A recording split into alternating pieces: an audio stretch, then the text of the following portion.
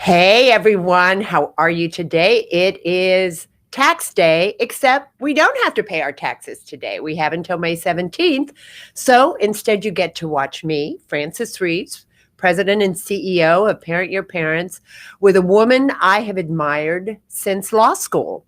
And I'm not going to tell you how long ago that was, but nevertheless, Betty Sime Conroy is a woman who, when I was in law school, picked up the mantle on Key Biscayne, where we both live now.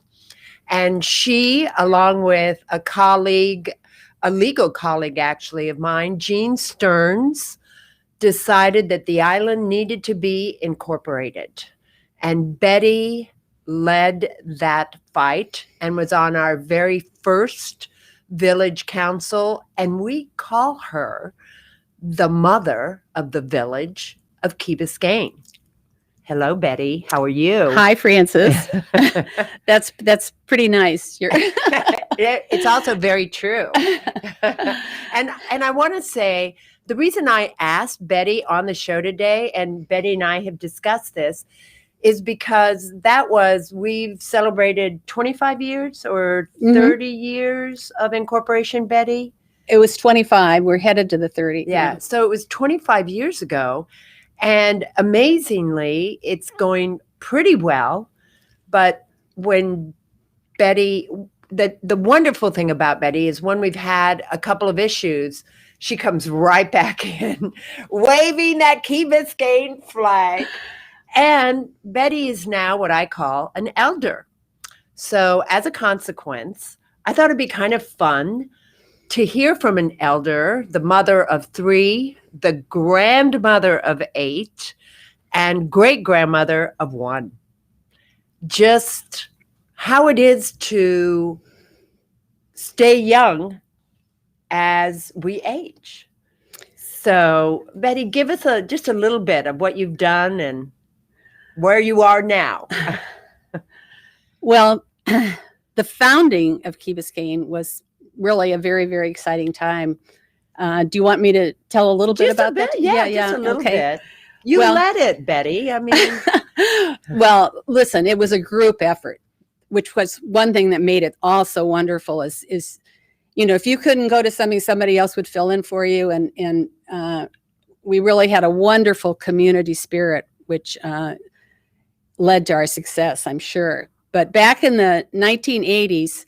Key Biscayne was just a sleepy little town, and really the thought of incorporating scared most people. They were sure taxes would go sky high, and they didn't want any part of the politics and all that. But we were being represented by a homeowners group. And actually, you mentioned Gene Stearns. He was one that really felt that wasn't right. It wasn't fair because it was a small group who were not elected that were going to the county commission. So the idea came up to elect a 9-member council. It wouldn't have any taxing powers, but it would certainly represent the village a lot better than just a homeowners group. So the election was scheduled, but as I mentioned, people were very afraid of even the idea of something like this. And I think really probably that election we would have failed. But, and I'm majored in history in college, and I've always studied, like in history, is it the leader that creates what happens? Is it the event that creates what happens?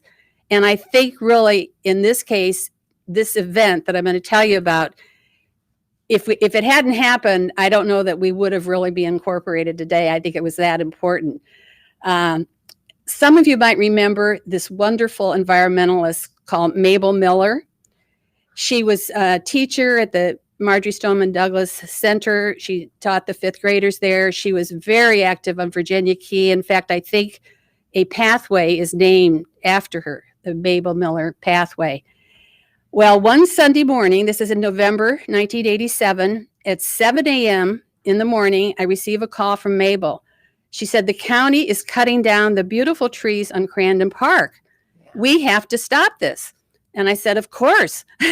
So she and I rushed down to Crandon Boulevard. We were met there by Joe Podgore, who at the time was the head of the Friends of the Everglades. And truthfully, we stood in front of the bulldozers and said, even though they told us they had all their permits, we could go to jail. We stood in front of the bulldozers and said, "Stop. You just cannot do this." True activist. And didn't one of you lay down in front of the... Well, I guess I could exaggerate, but no, we really didn't. That would maybe make a better story. But truthfully, I think we did raise our hands and just said stop, because they were cutting them down. They were tearing them down. Yeah. Their idea was they wanted a crosswalk between Crandon Park and the parking lot, because the county had big plans, maybe a hotel, whatever, and they wanted that access. So actually, we got quite a bit of press from doing that. And for the first time, we actually won, and they did stop it. But we got press not only from Key Biscayne, but people all over Dade County. They don't like to see these beautiful trees cut down. So we won that election. We created the council, and we went to work. I was chosen chairman of that 9-person council. And what we really did was tell the residents of Key Biscayne how we were being treated by the county. They really didn't know. And by the time, after the first 2 years, we had another election. And this time we said, "Do you want us to look into incorporation?" And the vote on that was, yes, we do. So we really went to work. There were 3 of us. We would go anywhere to explain incorporation. We went to the schools, we went to the condos, any place they'd have us, and listen, because the homeowners group that I mentioned before was violently opposed to us. And this was a real battle. It was a real struggle, because again, a lot of people still were afraid of incorporation. But when we had the vote, we won by 500 votes. That's how close it was. Wow. Yeah, so that was a major accomplishment, because there had been no area incorporated in Miami-Dade since the Home Rule Charter back in the 1950s. We were the very first. So it was obviously, truly very exciting. And the next step, the county appointed a charter writing committee. I was picked, and I was vice chairman of the charter writing committee. And then we went on with elections, and really, this was the beginning. Actually, it was June 18th, 1991, when the charter was accepted. So that's technically the very beginning of the village of Key Biscayne. And the main thing it meant was that municipal money now was coming back to us. Right. And what had happened, just to give you an idea, I remember when we were working on this, I had called the county public works department and asked what they had on the agenda for Key Biscayne with Public Works, and they said nothing. so that's just to give you an idea of what we were up against. But anyway, that moment was wonderful. We were so excited, and it was, as I think a lot of you know, the beginning of many more incorporations throughout Dade County. Well, and Betty, at the time, you were not an elder. You were a mother of 3. Isn't that true? That is true. 2 girls and a boy. And this was all volunteer on your part. Well, yes, everybody. Like I say, it was a really group effort. Yeah. But I mean, I'm just, No, yes, for me, I was not getting paid. No, I was not getting paid. And so, which also sort of brings me to the fact, there you were a mom, and here you'd had this huge success, and you didn't want to run for bigger office. You didn't want to get a job. And I mean, what happened? Well, truthfully, I've been always been a fan of the government and politics. Even back in junior high, I don't think in elementary school, but junior high and high school, and even in college, I was always on the student council. I was always really interested in how the government works. So I was so excited, because this was like, we were the model, and this was like the time that we could be the leaders in we had the opportunity to have really good government, because when it's smaller, everybody knows more what's going on. So, and I did run for mayor, and I did lose. I forgot to mention that. But again, you know what? That was the times. That was the culture too, because, and I sound like I'm bragging, but everybody that knows this, on that little original council, I and like one or two other people did almost all the work. We went to all the meetings to fight the big developers, and we did a tremendous amount of work. We had no secretaries, we had no money, we just did it all on our own. And the gentleman who ran against me, who I actually like very much, Mr. Rafael Conte, he happened to be, obviously worked for an airline. So he was a male and he had a job. I was a housewife. None of our meetings were ever on TV. This was the dark ages. So anyway, he won. I lost. So you're saying that you think you lost. Wasn't it like by one vote or two? It was very close. I don't remember the exact number. But it was because you were a woman. It's okay. Yeah, I don't know. I don't know exactly, but I think that entered into it. I think he played on that, culture. Which was smart. That was a good political thing. Yeah. And at that time, that was the story for a lot of women. Well, but housewives weren't paid. Right. I mean, so now I happen to know, Betty, that you were a rated tennis player in the over 35 groups in here, and always athletic. You had Phi Beta Kappa in college, and yet you chose not to work. And was that a choice you made, or? Well, when I graduated from Duke, I then taught school for 3 years, but then I had 2 children 16 months apart. So my husband, my first husband at the time, was working. He was a medical student. So my salary there did support us. But then later on, I had the 2 really young children. And then when we moved down here, I had a third. So it really would have been difficult to work. Okay. But actually, I always kind of had in the back of my mind that I would like to do something, but my husband discouraged me, and I think he would rather have had me, staying home with the children. Mm-hmm. And speaking of the culture at the time, which this kind of brings up, if that's okay if I talk about that. Of course. You can talk about anything. Okay, well, I will say, because it is so interesting to look back over the times. And in the 50s, you could be really bright, but when I graduated from Duke, most women there, they were looking for that MRS degree. Right. And then when you did get married, honestly, you were much more subservient than the way things work today. And I was part of that culture. I fell right into it. My job was to take care of my husband, to do what I could do for him. I was the lesser of the 2. And then of course he was going to be eventually he became a doctor. So he was the breadwinner. And that was my role. That was sort of, believe it or not, that was what the culture promoted on those times. Mm-hmm. And I have to say, I am so thrilled that has changed. I would say that has changed a great deal. And I'm so happy and so proud of the women today that they have careers, they're, right in there, right? And the husbands, they're helping with the children. They're agreeing to all this much more of an equal relationship. And I think it's much healthier. And I'm really, really happy that. And do you see that in your grandchildren? Do you see that? I see that. Absolutely. Yes. Did your kids, you had 2 daughters, right? Right. Do they work outside the home? Or did they work outside the home? Let's see. Now, honestly, they don't. But they all had, well, for example, going to college, and as far as like the opportunity to play sports or to have these scholarships, none of that was available to me. Like when I went to Duke, there was not even a tennis team. There was nothing, no competitive sports for girls. The only thing they had was water ballet. So that's what I did, was synchronized swimming and water ballet. And then it was after I got out of college that I started working.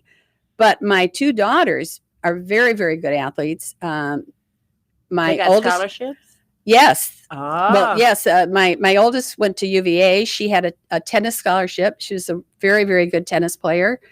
And my son went to Duke on a football scholarship. Wow. And then my youngest her dream was to go to Stanford, and they didn't give those scholarships. So by then we were a little farther along, and so we did we paid for her college. But so 1 out of 3 you paid for. yes, that's exactly right.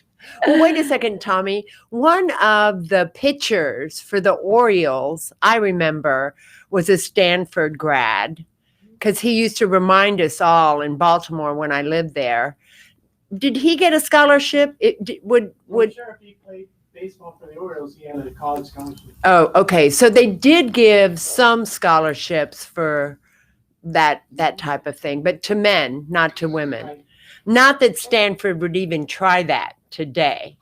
Well, no, all the girls, the Title IX, they can if they're good enough can qualify. Yeah. So it's a whole new world for women. Well, Title IX reminds me. I was on, I don't know if you know this, Tommy, I was on Texas Christian University. That's where I went to undergraduate. I was on their very first track team. Good for you. Because I had been a ballerina and had recently been advised that at 5'10", ballet was not going to be a career for me. And so I had a boyfriend on the track team, and they were starting a new track team for women because of Title IX. They had to have one. Yes. And so the coach of the men's track team, just put the girlfriends of his guys on a woman's track team. And it was the best thing that ever happened to me. That's when I started my running, which I still do. That's great. But it is funny. That was in the 70s. So I was in college, I guess, 76. So, wow. So you're here. You are the grandmother of 8. How does it feel looking in the mirror one day, having been the mother of 3 and incorporating a village, to now being a grandmother of 8 and a great grandmother of 1?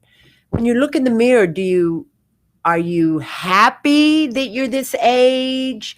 Are you like getting up and like Clint Eastwood saying, I don't let the old man in? What? I know if I live long enough, I'm going to grow older. And, sometimes I wonder, what am I going to say when I look in the mirror? Help.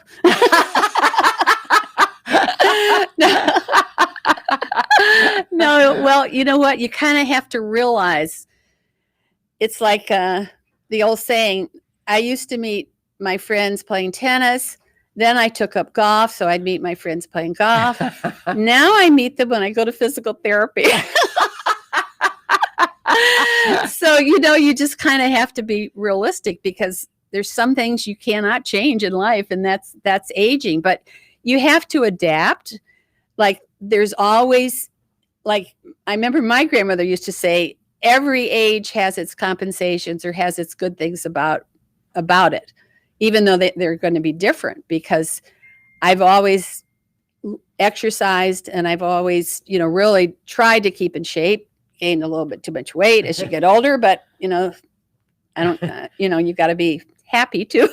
Yeah. But I think if you do stay active, now I do mostly like water aerobics and things like that. And I try and, do a lot of walking, but you have to change. You do have to change. And I've had 2 hip replacements and a knee replacement. So I'm also the bionic woman, but I am actually so very, very lucky, because I look at these 8 grandchildren and this new tiny little great grandchild coming along, and they have all just done so well. And I'm so proud of them. And that gives you wonderful gratification. So you're like, well, one of your granddaughters has a PhD in psychology, doesn't she? Yes, she does. Yes. She certainly does. She went to Yale, and then she did a lot of, you had to do this volunteer work to get into the graduate PhD program at Duke. So she got her PhD there, and then she went and took another year of training in Columbia, New York. And now she's the one that's married. She's the oldest. She met her husband at Yale, and they live in New York City, and they have this beautiful, darling little baby. Oh, so she's the provider of Yes. the great grandchild. Yes, she's the provider. Yes, but she's just an outstanding, wonderful girl. And I can't mention. I know, Betty, you're proud of every grandchild. If you've got a few hours, we could go. But I do have to mention that you have another grandchild who is one of 4 boys, correct? Yes. I have to mention Amber, though, because she's the only one that's come back here. She went to Babson, and she was like summa cum laude. Oh. And she wow. has had practically her pick of jobs, which is unusual this day and age. And so she was in California, San Francisco for several years, but now has just come back. And she's actually the only grandchild that's here in Miami now. The rest are scattered. Oh, okay. But summa cum laude from Yale? No, she's from Babson. I'm sorry. Yes, no. A shout out to Babson. And and all of them have done great. But go ahead, you were going to bring up what's his name? Christian. And what's his last name? McCaffrey. And Tommy, who is he? One of the greatest running backs in the NFL. I'm sorry. Right now he's the best running back. I know he did. And didn't he get like the top running back in 2020 or 2019? The last time they awarded it, Tommy? I'll have to look it up. Okay. And he went to Stanford and he was runner-up for the Heisman Trophy in college. Oh, wow. Yeah. Wow. He should have won it. Of course I'm prejudicing, but he should have. And this is something I am I don't even know how to say it. It's not the word prejudice. It's that normally in football and in baseball, you get sort of the hungrier kids. And by that, I mean kids who went to public school for the most part and were recruited. But that's not Christian. Christian was raised in a family of 4. Well, and all the boys are wonderful athletes. They're all really good football players. The oldest one went to Duke, was a wide receiver there, and he was on the practice squad for several teams. And now several professional teams? NFL teams. Several NFL teams. And now his father has become the coach at the University of Northern Colorado, and Max is his wide receivers coach. Oh, okay. Yeah. And then Dylan was at the University of Michigan, and now he's going to play for his dad for the next 2 years. And he was Colorado's the #1 best athlete when he was in high school. So, and then the youngest one, Luke, he played at Nebraska, and now he's going to the University of Louisville. So it's a very, very active, very talented family. So it's a little like the Peyton Manning family. Yes, sort of. Yes. Yeah, because the oldest boy, the only reason he didn't play football was because of an injury. Yeah, right. Right. So, wow. Okay. Yeah. So, and then Christian, of course, is with the Charlotte Panthers. Yeah. So. Is it Charlotte or Carolina Panthers? It's Carolina Panthers. Okay. Carolina Panthers. It's in Charlotte. Right. I love Charlotte, actually. Yeah, it's a wonderful town. Yeah, it's a great very town. Vibrant town. Yeah. And so he's sort of the celebrity among He is the celebrity, no question. Yes. Yeah. But no less loved. Or no, and that's why I think I am really blessed that I have 8 grandchildren that all are stars in my eyes. They've all done well. They all work hard. They're all good kids, and maximize their talents. It sounds like yes, they have, and they all have loving parents. And your question about he didn't come from a really poor neighborhood or middle class. Well, yeah, I mean, his dad was a football player too. he played for the Broncos for a long time. Oh, I Ed see. McCaffrey. Oh, okay. So football is in the family, no question. Okay. But sometimes that doesn't work. They don't want to play football. Yeah. So for some reason, they all 4 of them really do love it. Oh, I see. They really love it. I didn't realize his father had been a professional. He has 3 Super Bowl rings. Oh my gosh. Yeah, so they're really into the football, no Oh. question. So Three. yeah, Well, it's a little like the Mannings. Do you think that the Mannings get together and all wear their rings at the same time? I don't know. I doubt it. I really doubt it. and but and but Tommy- anyway, well, go ahead. no, I was just going to say because Tommy's a baseball aficionado. Okay. And he has his hit show from here is on baseball. And didn't I read, Tommy, that the most sons of baseball players are playing in this year's pro leagues? I know I read A it. lot of brothers too. And a lot of brothers? Yeah.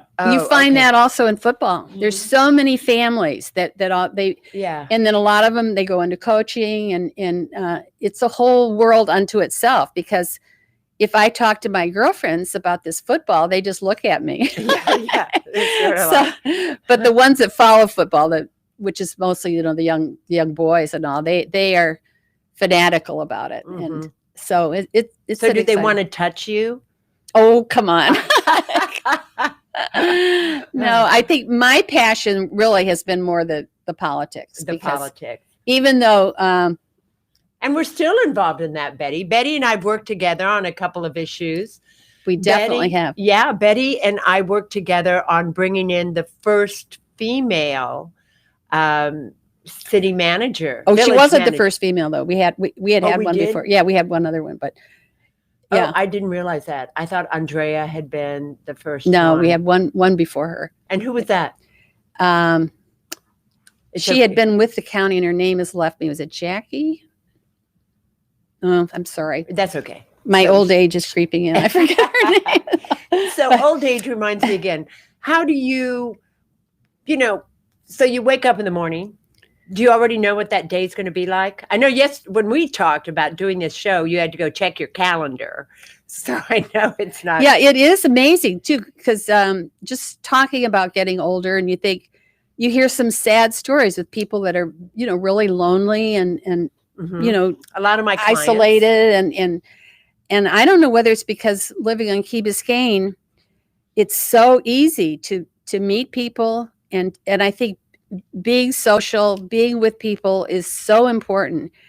And sadly, I am a widow now. Sadly, a lot of women there are in my same situation, and to be honest, they all want to go out. Everybody wants to go out, and my calendar does get full. I mean, I love it, but it does. It's like, well, I just can't go out that many times. That's too much. So I do very much try and keep up with the government still on Key Biscayne. I feel a close affinity, being considered one of the founders. I want to see it successful. I want to see good government. And, as they say, it's not easy, because you have to get good people on the council. You have to have people.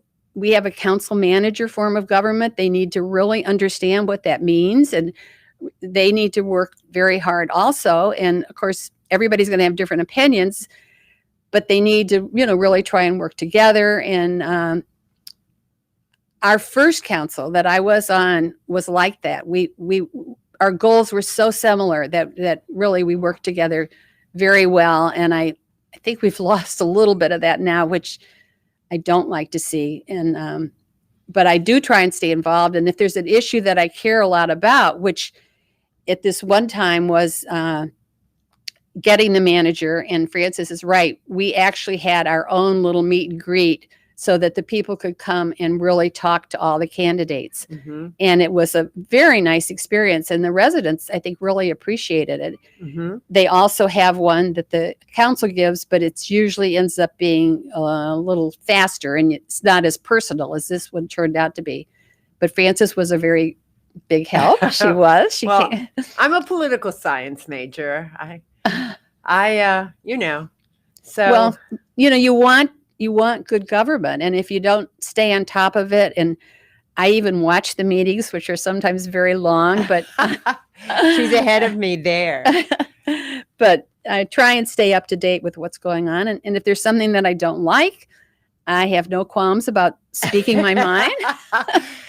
and do you think that gives your life purpose as well, Betty? I truly do. I Because do the too. other issue, sociability as you age is a necessity, and it's a fun thing to do. But some people maybe aren't in a situation where they can meet people so easily. And I even have many couple friends that actually allow me to go out with them too. So that part is fun. But I think you need a passion. You need something that is the thing that wakes you up in the morning. Like there's a new development, there's a new thing happening. So I can't wait to read about it. I can't wait to go online and see what's happening. And of course, there's all kinds of, you could get national politics, local politics, the whole thing. But mine happens to be Key Biscayne, the local politics, because I want to keep up with it. And I want to say, local is the one that impacts you the most. Well, you figure that's where, yes, and you can do the most because you get a little frustrated with the national. You can only do so much, but locally. And you need a lot of money on that national level. Yes, you do. So, well, Betty, we've come to an end of our time. Oh, no. Next time, we'll put more time aside so we can go through the other 6, or we mentioned 3 grandchildren. We have 5 more to go.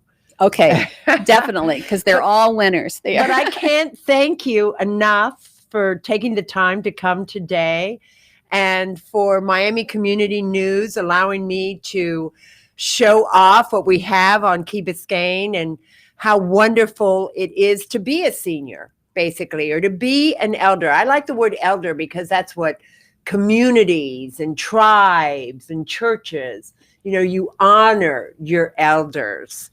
And so, and as everybody knows who watches us, and I hope you're all on Facebook doing so, I hope you've stopped everything, but if not, catch us later. I'm Frances Reaves, the president and CEO of Parent Your Parents, and this is Betty Sime Conroy, the founder, one of the founders, yes, and the mother of the village of Key Biscayne. Betty, thank you. You can find Miami Community News at miamicommunitynews.com, Twitter, Facebook, and on my website, parentyourparents.com. Thank you, Tommy, and thank you, Miami.